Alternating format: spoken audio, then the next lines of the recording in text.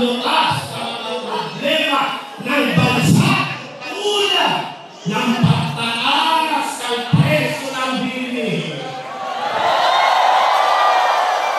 Hindi manunitaas ang seguridad ng mamamayan sa mga tumitinding kalidad.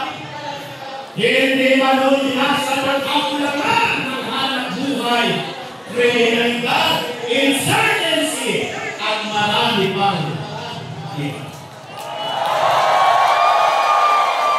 Ang mga ito'y nagpapalala naman sa krisis ng ekonomiya at nagpapabigat pa sa mabigat ng kalagayan ng pamumuhay ng karaniwang Pilipino.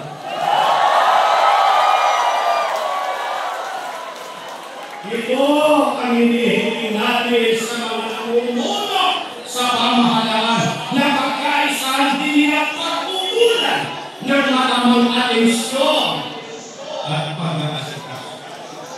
Sa halip na batayan, kapakanan ng Pilipinas, nawa ang pagkukulan nila ng pansin at panahon.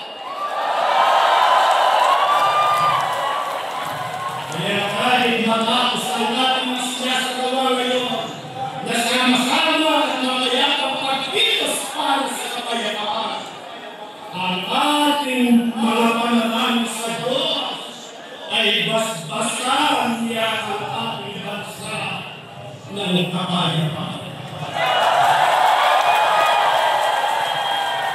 Alawan niya ang kaisipan ng mga nanininuno sa ating bansa upang balikan nila ang kanilang sinumpaang tungkulin na siyang dahilan kaya sila inihalan ng taong bayan.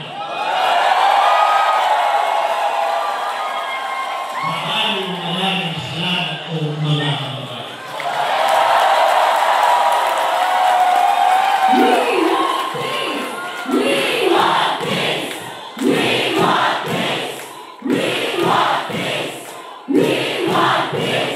We want this.